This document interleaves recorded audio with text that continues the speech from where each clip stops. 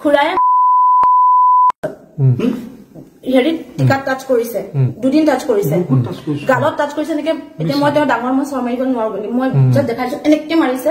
মই আপোনাক on camera এটা কথা সুধিছো, বাপেকি হিচাপে তেখেতে বোলে মোক কেয়াৰ লৈছিলে, বাপেকি হিচাপে ফিজিকেল হোৱাৰ কথা কিবা এটা কয় নেকি? বাপেকি হিচাপে কোনোবাই মোক কৈ দিব যে মই তোমাৰ বাপেক হয়, তুমি আহা মোৰ লগত খোৱা, সেইটোতো যুক্তিসংগত কথা নহয়। ধৰক এনেকুৱা মই কৈলো চাইডত গৈছিলো, তাই তেনেকে এনেকে আহে আৰু মই ভালেই লাগে আচলতে দিয়কচোন। সিহঁতে মই নিজৰ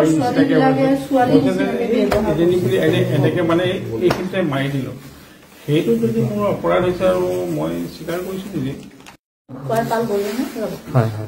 প্ৰথম কথা তেওঁলোকে কৈছে যে এইখিনি আমি ভাতৰ গোন্ধ পোৱাৰ পিছতহে ওলালে, এতিয়া আগতে ওলোৱা নাছিলে। প্ৰথম কথা মই এজনী ছোৱালী, মোৰ বোৱাৰী হয়, মই বিবাহিত, গতিকে মই কিছুমান কথা নোৱাৰো কবলৈ, ঘপকে মই কৈ দিবলৈ নোৱাৰো। আৰু মই খুৰীকো উঠনি কৈছিলো, এতিয়া নাজানো খুৰীয়ে কিয় পাল্টি মাৰিছে। উঠনিও খুৰীয়ে কৈছিলে হয় কথাটো, খুৰীয়ে মই কোৱা কথাটো মানি লৈছিলে, এতিয়া তেওঁ পাল্টি মাৰিছে। কিন্তু মই ভাতৰ কথা গোটেইখিনি কথা খুৰীয়ে এতিয়া পাল্টি মাৰিছে, কিন্তু মই গোটেইখিনি বুজাই দিছো। এতিয়া মই কেমেৰা ফ্ৰণ্টত মই আচলতে এইটো কথা কব নালাগে, মই কওঁ এতিয়া। খুৰাই হেৰি টিকাত টাচ কৰিছে, দুদিন টাচ কৰিছে, গালত টাচ কৰিছে এনেকে। এতিয়া মই তেওঁ ডাঙৰ মই চৰ মাৰিব নোৱাৰো বুলি মই দেখাইছো, এনেকে মাৰিছে দুদিন। তেনেকে কৰিছে। ৰবচোন খুৰী, মই কথা এটা কৈ আছো। চৰটো মাৰিছে মাৰিছে খুৰা, আপুনি বয়সস্থ হয়, সন্মানৰ খাতিৰত একো নকব। ঠিক আছে, মোৰ কথা কোৱাৰ টাৰ্ণ দিয়া, আপুনি মোক কবলৈ দিয়ক খুৰা।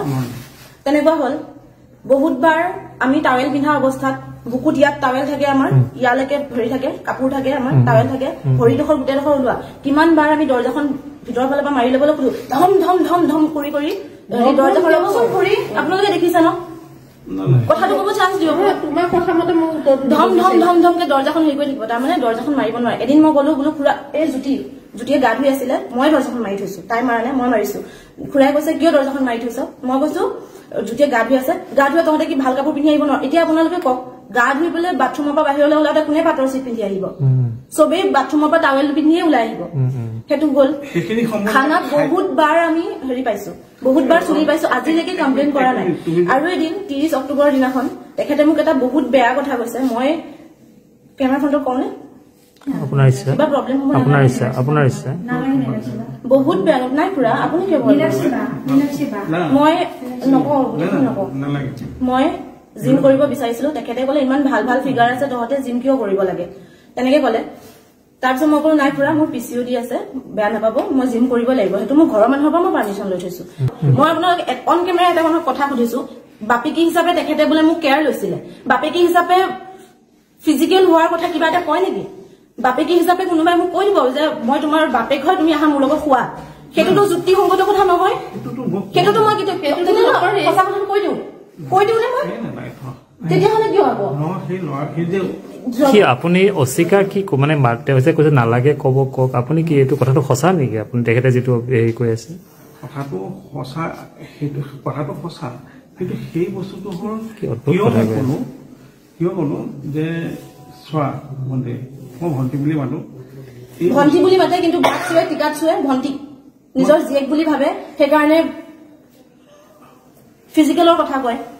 এজনীক সুধিছে, দীপশিখাক সুধিছে, তোৰ বয়ফ্ৰেণ্ডৰ লগত কিবা শাৰীৰিক সম্পৰ্ক হোৱা নাছিলতো?